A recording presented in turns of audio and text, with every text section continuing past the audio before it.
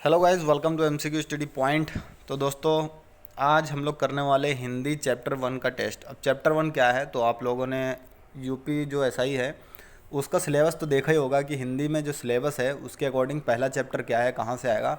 तो जैसे कि आपको पता होगा कि हिंदी भाषा वगैरह, ठीक है, कौन से क्षेत्र में कौन सी भाषा वगैरह बोली जाती है। ओके, तो वही उसी से रिलेटेड है पहला चैप्टर। तो उसमें से मैं 20 सवाल आपको दिखाने वाला हूँ। उसमें से अगर आपने 15 भी दे दिए तो समझो पेपर में आप कुछ ना कुछ कर लेंगे अच्छा। ठीक है, तो ये बस एक ट्रायल टेस्ट है, इसमें मैंने ज़्यादा एफर्ट नहीं डाला है। ठीक है, स्क्रीनशॉट लेकर एक बुक का मैं आपसे क्वेश्चन पूछने वाला हूँ। जिसको भी आंसर आता है 10-15 सेकंड का मैं टाइम दूंगा, वो नीचे कमेंट में आंसर अपना लिख सकता है कितना है। ठीक है, बाकी जिसको नहीं आता उसको मैं बताऊंगा ही कि क्या आंसर है।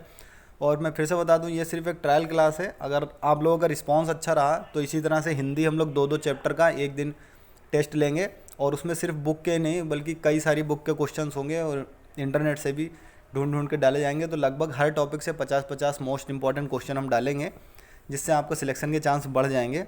ठीक है, तो अगर रिस्पांस इस वीडियो पे अच्छा आता है आप लोगों का, तभी अगला नेक्स्ट वीडियो आएगा। ठीक है, तो चलिए शुरू करते हैं आज का टेस्ट। तो जैसा कि मैंने बोला हुआ है पहले से कि ये ट्रायल है, इस रिस्पांस अगर अच्छा आएगा, बच्चे अगर पढ़ने वाले होंगे, अगर वो चाहेंगे इसी तरह के टेस्ट कंडक्ट कराया जाए, तो और भी क्वेश्चन उसमें अटैच किए जाएंगे। ठीक है, तो आप ये पहला क्वेश्चन का आंसर बोलिए कि बोली का क्षेत्र जब थोड़ा विकसित हो जाता है और उसमें साहित्य की रचना होने पर वह क्या बन जाती है। जिसको भी आंसर आता होगा वो कमेंट में कर देगा। ठीक है, और जिनको नहीं आता होगा मैं आंसर बताऊंगा उनको। और जैसा कि आप जानते हैं कि हिंदी का आप अगर पोर्शन करेंगे पेपर में, तो आपके पास 10 या 15 सेकंड का समय होगा, क्योंकि मैथ्स में और रीजनिंग में आपको ज़्यादा समय देना होगा।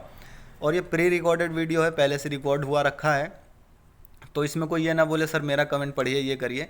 ठीक है, तो इसका मैं आपको आंसर बता देता हूँ। तो देखिए, जब बोली का क्षेत्र जब थोड़ा विकसित हो जाता है और उसमें रचना होने लगती है, तो वो क्या बन जाती है, वो उपभाषा बन जाती है। तो इसका भी आंसर सही होगा। इसी तरह से हम लोग दूसरा क्वेश्चन देख लेते हैं। यहाँ पर लिखा हुआ है ब्रज भाषा का केंद्रीय क्षेत्र है। तो दोस्तों, ब्रज भाषा का केंद्रीय क्षेत्र मतलब कि ब्रज भाषा ज़्यादातर कहाँ पे बोली जाती है, उसका जो केंद्र है वो क्या है। जिसको आता हो कमेंट करता जाए, नहीं आता है तो यहाँ पर देख ले, तो वो है मथुरा। ठीक है, अगला टेस्ट अगर आप चाहते हैं कि लिया जाए तो बहुत सारे, कम से कम 50 या 100 क्वेश्चन होंगे एक टॉपिक से। अगला टॉपिक कौन सा है, हिंदी वर्णमाला का टॉपिक है। ठीक है, पूरा डिटेल में मुझे सब पता है यूपीएसआई का सिलेबस क्या है, तो उसी के अकॉर्डिंग हम टेस्ट लेंगे। और उसमें मैं अच्छे से पीपीटी बना के अच्छे से आपको दिखाऊंगा, टाइमर वगैरह सब लगा होगा। और अगर आप चाहें तो मैं वाइट बोर्ड पे भी आपको ये सब करवा सकता हूँ, लेकिन अगर रिस्पांस आपका अच्छा आएगा तब। ठीक है, इसीलिए ट्रायल वीडियो है आज का। बुंदेली का क्षेत्र है, तो दोस्तों बुंदेली कौन सा क्षेत्र है, अब जिसको आता होगा वो कमेंट कर दे, जिसको नहीं आता होगा मैं बता देता हूँ। ऑप्शन बी इसका सही है, झांसी, जालौनी और दतिया। चौथा क्वेश्चन देख लेते हैं, हिंदी को भारत की राजभाषा कब बनाया गया। ठीक है, तो दोस्तों हिंदी को भारत की राजभाषा बनाया गया था 14 सितंबर 1949। अगला क्वेश्चन देखते हैं, पांचवा, निम्नलिखित में से कौन सी बोली उत्तर प्रदेश में बोली जाती है। तो दोस्तों, उत्तर प्रदेश में कौन सी बोली बोली जाती है, वैसे तो बहुत बोली जाती हैं, लेकिन आपको आंसर देखकर आपको पता लगाना है। ठीक है, तो देखिए बंगालू, बुंदेली, दाहोड़ी, तो इसमें सबसे ज़्यादा उत्तर प्रदेश में बोली कन्नौजी बोली जाती है, तो डी ऑप्शन इसका सही होगा। ठीक है, अगर आप लोग चाहते हैं तो इसी तरह से टेस्ट हो, तो अगला जो चैप्टर है वर्णमाला वाला, उसको अच्छे से पढ़ के आइएगा, उसका टेस्ट करेंगे। और पहले से ही मैं वीडियो बनाकर इस तरह से डाल दूंगा कि प्री रिकॉर्डेड नहीं भी होगा, लाइव होगा, तो पहले से आपको नोटिफिकेशन मिल जाएगा कि कितने बजे से टेस्ट है। छठा क्वेश्चन है, हिंदी ब्रज हिंदी की किस उपभाषा के अंतर्गत है, मतलब कि जो ब्रज भाषा है वो हिंदी की किस उपभाषा के अंतर्गत है। ठीक है, तो छठे का ऑप्शन आपका हो जाएगा सी, वो पश्चिमी हिंदी में आती है ब्रज भाषा। अब ये सातवां क्वेश्चन है, पूर्वी हिंदी क्षेत्र में कौन सी बोली नहीं बोली जाती है। तो वो इसमें अवधी बोली जाती है, छत्तीसगढ़ी भी पूर्वी में आती है, तो वो भी बोली जाती है। ये देखिए मैंने बुक से ये पिक्चर क्लिक करके आपको पढ़ा रहा हूँ, क्योंकि अभी कुछ पता नहीं है ना रिस्पांस कैसा आएगा। मान लीजिए रिस्पांस नहीं आता है अच्छा, तो फिर कोई फ़ायदा नहीं होता है। ठीक है, इतनी मेहनत, क्योंकि पढ़ाने में बहुत ज़्यादा मेहनत लगती है। और तो इसका सी हो जाएगा। अब आठवें का आंसर, हिंदी भाषी राज्य के अंतर्गत कौन सा राज्य नहीं है।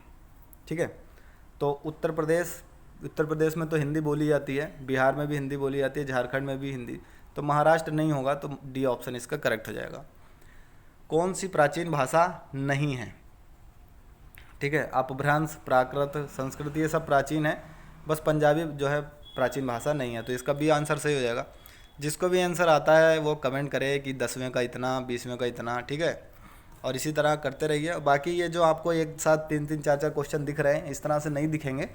एक पीपीटी में, एक स्लाइड में एक क्वेश्चन होगा। अगर रिस्पॉन्स अच्छा आया तो 1 महीने के अंदर पूरे हिंदी के जितने टॉपिक हैं वो सारे सबका टेस्ट ले लूँगा, रीजनिंग का भी ले लूँगा, मैथ भी निपटा दूंगा, ठीक है। एक दिन में 4-4 टेस्ट कंडक्ट होंगे आधा घंटे के।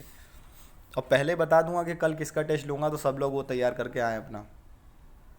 कौन सी बोली बिहार की नहीं है? भोजपुरी बिहार की है, मगही बिहार की है, मैथिली बिहार की है, बस जयपुरी कहाँ बोली जाती है? ये राजस्थान में, ठीक है। तो ये नहीं होगा। अब 11वां देख लेते हैं।